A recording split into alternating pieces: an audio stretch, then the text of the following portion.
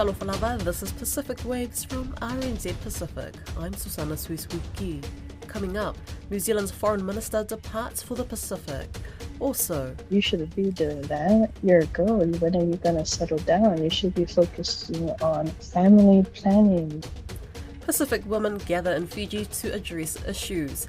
And we suspect that it is because of climate change and the sea level, the sea temperature. Tokelau's reefs in recovery. New Zealand's Foreign Minister Winston Peters says New Zealand's commitment to the Pacific endures through the political divide. Mr. Peters is leading a delegation to the Pacific, the first visit to the region for the year. And heading along is our reporter Grace Vivai, who joins me. Hey, talofa lava, Grace. Tell me, where is Winston Peters heading to in the Pacific? Talofa lava, Susana. So Winston Peters is taking a cross-party delegation to the Pacific, starting with Tonga and then heading to Hawaii and then Vanuatu. He says that, New Zealand's commitment is to the region no matter who is in charge. So just to follow up on that, you said it's a cross-party delegation. Which parties will be present within this delegation? So alongside Mr. Peters, the delegation comprises of Pacific Peoples and Universities Minister, Dr. Shane Ireti.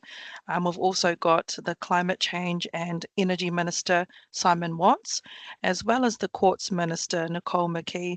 Carmel Sepuloni from the Labour Party is also in attendance, as well as the Greens Foreign Affairs spokesperson, Te Anau Tui Ono. And what exactly will be achieved from this mission? That's a good question. So Winston Peters says that the Pacific is grappling with a complex geostrategic environment, and that New Zealand is committed to doing, its part to help the Pacific.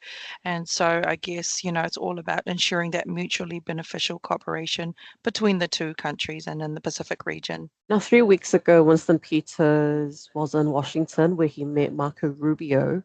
What's the likelihood of Winston addressing US foreign aid freeze on this trip, given he's stopping in Hawaii? That's also a good question. So from what I gather, Winston Peters' previous trip in Washington, he says that it was a positive outcome.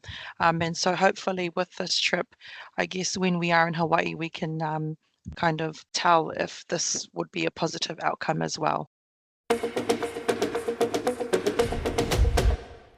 This week, Fiji has brought together leaders, policymakers and advocates fighting to advance gender equality and women's rights in the Pacific through the Pacific Technical Cooperation session of the Committee on the Elimination of Discrimination Against Women, or CEDAW.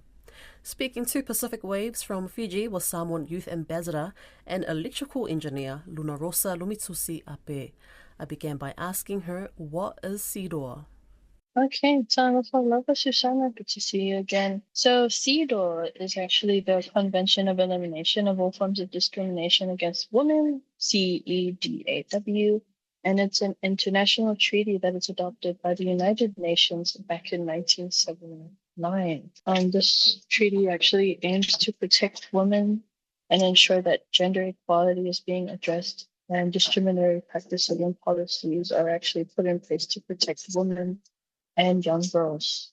And it's being held in Fiji. Why is it a big deal? It's actually a pretty big deal because this is the first time ever that the CEDAW.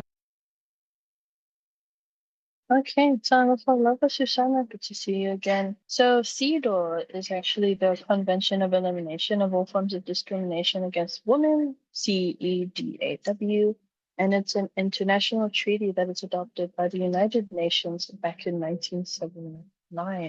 This treaty actually aims to protect women and ensure that gender equality is being addressed and discriminatory practices and policies are actually put in place to protect women and young girls. And it's being held in Fiji. Why is it a big deal? It's actually a pretty big deal because this is the first time ever that the CEDAW committee has held this convention outside of Geneva in Switzerland. And so Fiji and some of the Pacific Islands helped in its bid to have it hosted outside of Switzerland. And so this year is the year, 2025.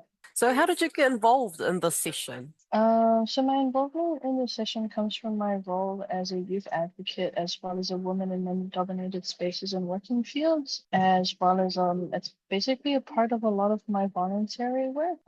Specifically, how did I get here? I noticed that there was an expression of interest for those who wanted to participate in CEDAW this year that was posted back in January to early February, and I expressed my interest and submitted a proposal, and I got an answer back 2 weeks ago saying that, hey, we'll allow you to come, we'll sponsor you, which is great. Hey, how relevant are the sessions to you as a young Samoan woman? What are some of the issues that you're experiencing back in Samoa? And is there anything that you've learned from CEDAW that you will apply back at home? As a young Samoan woman, I think some of the challenges that I face on a day-to-day basis would be navigating society's expectation, the limit to access to certain resources, and career growth due to gender basis, as well as, how do you put it? Yeah, gender-based discrimination, saying that, oh, you shouldn't be doing that. You're a girl. When are you gonna settle down? You should be focusing on family planning and settling down at your age, kind of stuff. And so it really hinders your growth and development as someone who's more career-based and actually wants to try the other side of life other than family planning. But yeah, we often encounter resistance in promoting gender equality, especially with dealing in deeply rooted cultural norms and practices that may not always prioritize women's rights for development, especially in the Pacific. So some of the things that I've picked up in today's session with the Solomon Islands exchange is that they're still targeting and still trying to counter and to address what cultural marriages, early marriages. So there's still some girls between the ages 13 to 18 that are being married off traditionally, and these cultural marriages are not legally registered in the marriages, like with marriage certificates. And so when these girls get divorced and things, they don't have any of the protections and policies available for them that are the same as those who divorce with a marriage certificate. Yesterday was the Tuvalu exchange, where they talked about bridging the gender gap, the pay gap, as well as maternity leave, because that's what's happening. Is that when you go on maternity, you go on leave, and they only pay you 25% of what you're actually supposed to get paid. What else are you hoping will come from these sessions? What are some of the solutions that you're hoping to come out from CEDAW?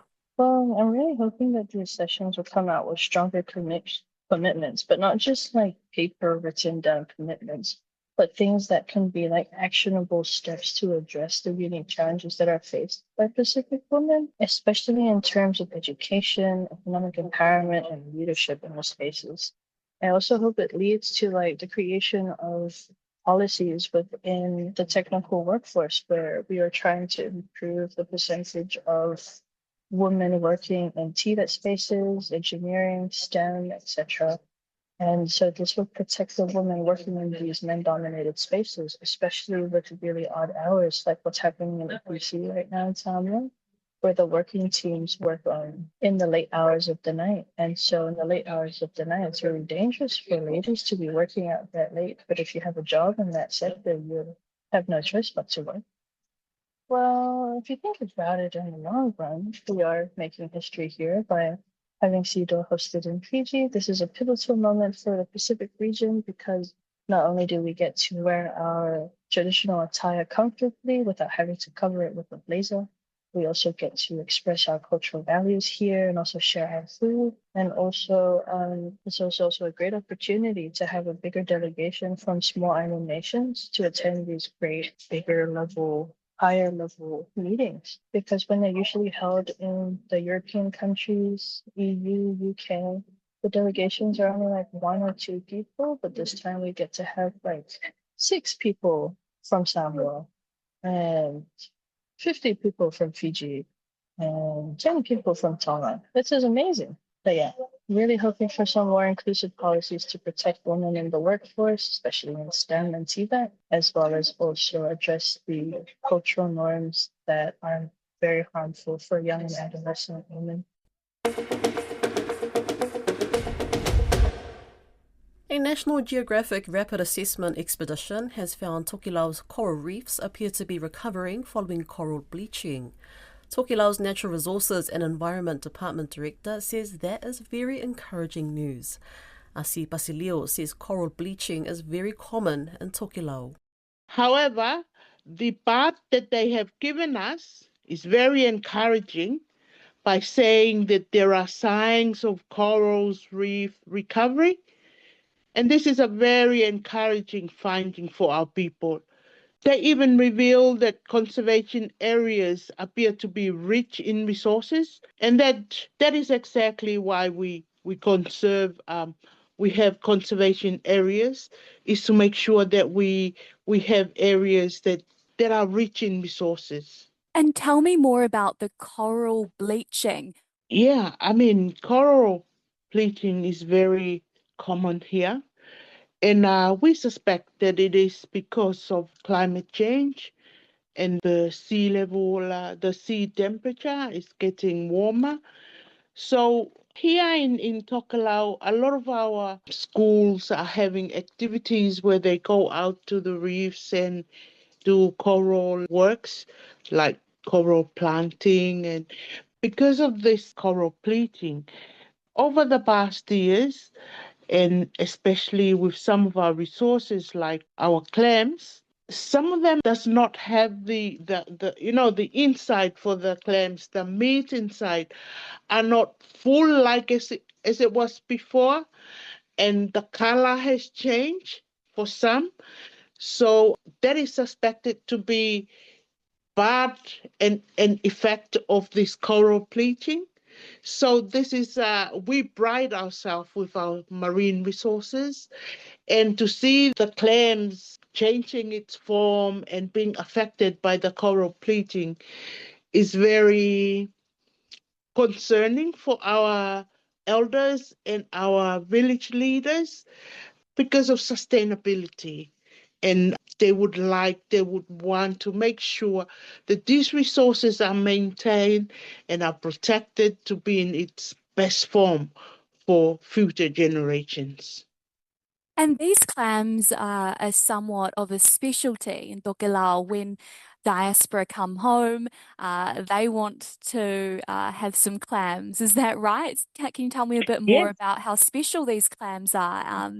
And yeah, maybe give some insight into why it's just so devastating to see these changes. Yeah, this is a very special delicacy in Tokelau, especially around the Pacific. You don't see many of these clams. When the team was here last week, they were like surprised by how many and how much there were when they went out to the reefs, and they were just surprised that there were that many here in Tokelau, because they claim that they don't have that many in Samoa, and I know that it's not the same in Tonga. So around the Pacific, compared to what we have in our lagoon, this is a lot. And it's a delicacy that when people come from overseas, they enjoy it.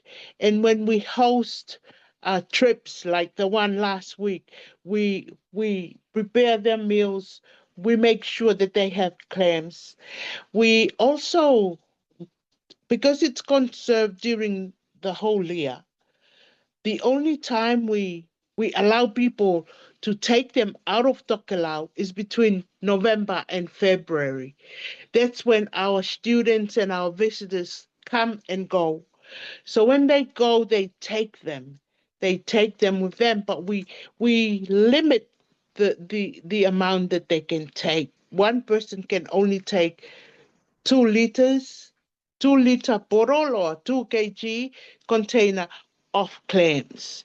And if you want to take some more, you will have to go through the process of asking for it and paying more for it. And what is the connection between the coral bleaching and the clams changing color? Well, it's because the clams, they live in the reefs where the corals are. So we just suspecting that because the corals are bleaching, the corals are affected, that maybe is the reason behind the changing form of these clams.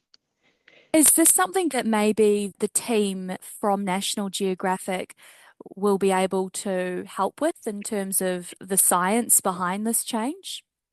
Oh, well, I hope so, because when I made the request asking for help, that was one of the main reason, was because our elders were concerned about the changing forms of these clams, and there are fish that we usually have in seasons, but some of them are no longer around, or we don't see them anymore, and so these impacts on our lagoon resources are concerning to our leaders. So these were one of the reasons why we wanted help from this expedition. So was it you who requested this and got the ball rolling? And why National Geographic specifically? What tools do they have in the team that has come? What do they have to be able to support the needs of your communities? They brought some instruments and some equipments. Well, we can call it equipments that to support citizen science. This is what they call citizen science, because they trained some of our people here, some of our capable youth and much matured ones, that they can do the science, like they can take the equipments to the lagoon and use it there. And what they do is send the results to them, and they can do the science. A full report is expected to be delivered to Tokelau's 3 village councils in July. That's Pacific Waves for today. For all episodes, head over to rnz.co.nz/Pacific. We're also on Spotify, Apple and iHeartRadio. From myself and the RNZ Pacific team, tō whā, sui fua.